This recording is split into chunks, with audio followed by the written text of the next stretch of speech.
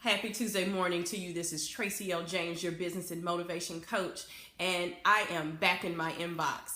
Thank you to all of you who've been sending me the questions. I am truly enjoying the conversations we're having.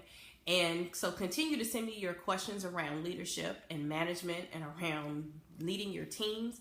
I am enjoying the conversations and I would love to keep them going. So send them on over. So today I'm going to be talking about trust. Building trust with your team.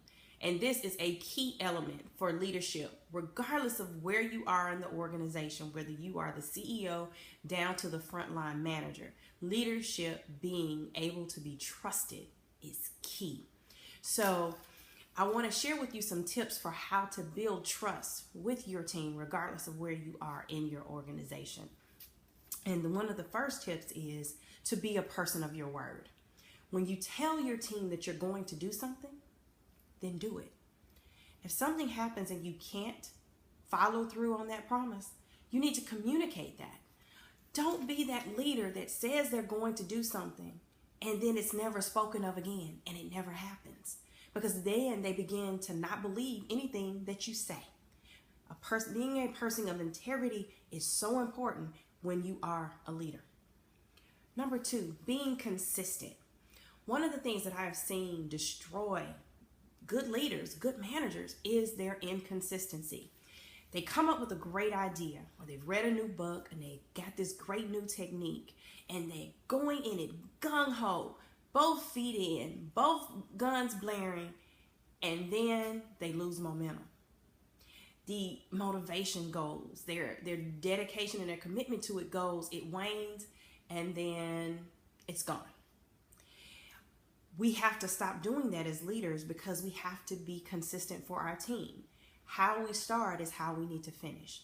So when we go in on a new idea or we have a new concept that we're trying to implement, it must be implemented consistently. The more consistent you are, the more consistent your team will be because they will follow your lead. Whichever your lead is, they will follow you. And the more consistent you are in the things you say and the things you do, they will know that when you say something and you say it's going to be done and you're doing it on a consistent basis, they will know that that's exactly what's going to happen. They won't ever question what you're doing. The third thing that you need to do is you need to learn to listen more than you speak. And I think often as leaders, we're constantly talking. Need to motivate, need to encourage, need to correct, need to do this.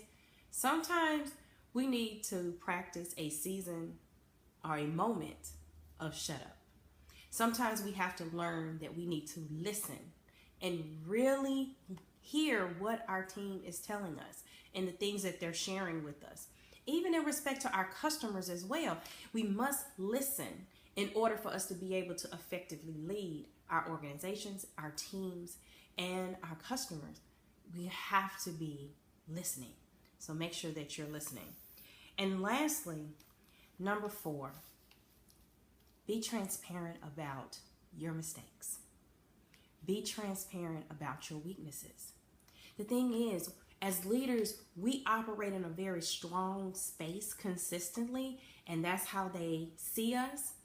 So when they make a mistake, it makes them feel really, really bad because you have to come in and correct. So sometimes being able to share the fact that, you know what, I've made mistakes. I've done some things that weren't exactly right. I've done some things that were wrong and I had to make corrections. Letting them know that along that journey to success that there are going to be mistakes and that they're not going to be perfect in any shape, form, or fashion, and that they're not going to be able to do everything at a strength level, that there are going to be some things that they're going to be weak at.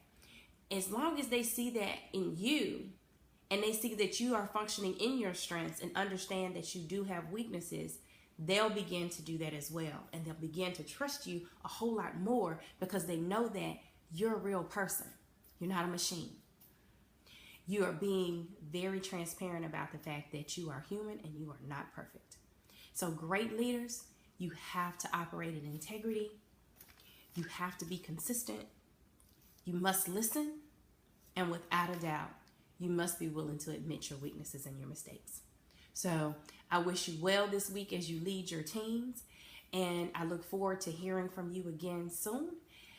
And as always, no matter what happens this week, just do it regardless. No excuses. Have a great week.